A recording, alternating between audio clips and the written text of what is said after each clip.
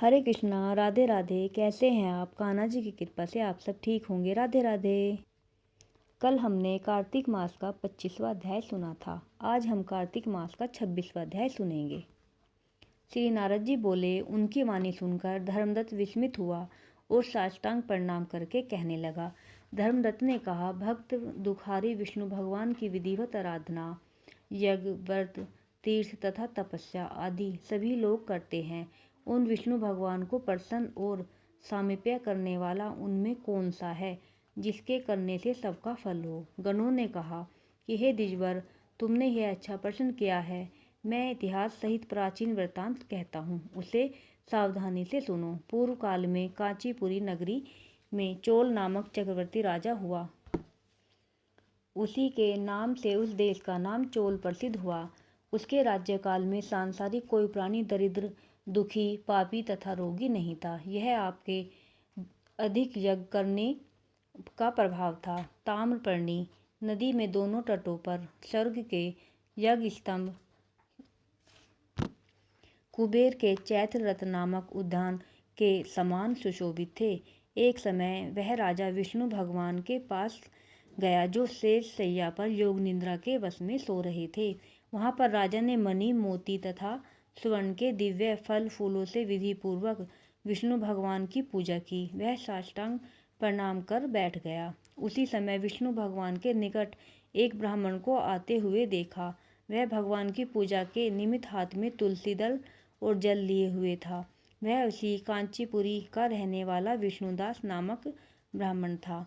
विष्णुदास नामक ब्राह्मण ने वहां जाकर विष्णु भगवान को विष्णु सूक्त मंत्रों से स्नान कराकर तुलसी की मंजरी तथा दलों से विधि पूर्वक पूजन किया। तुलसी की पूजा से अपनी रत्नमय पूजा को ढकी देख राजा क्रोधित होकर ब्राह्मण से यह वाक्य बोला। चोल ने कहा, हे विष्णुदास, मैंने मणियों और स्वर्ण के फूलों से भगवान की आराधना की थी, उसे तुमने तुलसी के दलों से क्यों ढक दिया?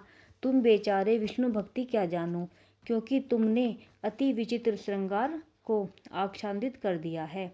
उसका यह वचन सुनकर ब्राह्मण विक्रोधित हो और राजा के गौरव को तुच्छ समझकर कहने लगा। विष्णुदास ने कहा कि हे राजन, तुम भक्ति करना नहीं जानते, तुमको केवल राजलक्ष्मी का निंदित घमंड है। बताओ, इससे पूर्व तुमने भगवान का कितना व्रत किया है? दोनों गणों में कहा। ब्राह्मण का ऐसा वाक्य सुनकर राजा ने हंसकर घमंड से विष्णुदास से कहा। राजा ने कहा, हे विप्र, भगवान विष्णु की भक्ति से अभिमान से यदि तू ऐसी बात कह रहा है तो तुझ सरीखे दोनों दरिद्रों की भक्ति ही कितनी है, क्योंकि तुमने विष्णु भगवान की प्रसन्नता के लिए दानादि का कुछ भी नहीं किया और न पहले कहीं विष्णु मंदिर बनवाया है। क्या तुम इस प्रकार भी भक्ति का गर्व कर सकते हो? यहाँ उपस्थित सभी ब्राह्मण मेरे वचनों को सुने। आप लोग देखें कि विष्णु भगवान का साक्षात दर्शन इनको होता है या मुझे, तब हम दोनों की भक्ति आप जान लोगे।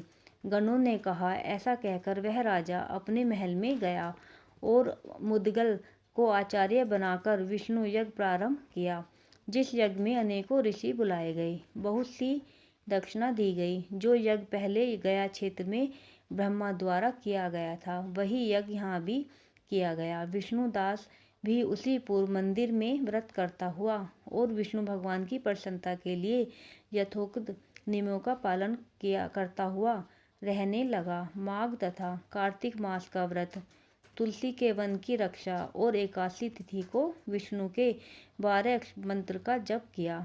षोडश उपचार, गीत और नृत्य आदि मंगल कृत्यों से नित्य प्रति विष्णु भगवान की पूजा की तथा उक्त व्रत आदि को किया। भूमि पर सोते चलते सदा विष्णु भगवान को ही देखता हुआ स्मरण करता हुआ सब प्राणियों में समदृष्टि से विष्णु भगवान को ही देखता था।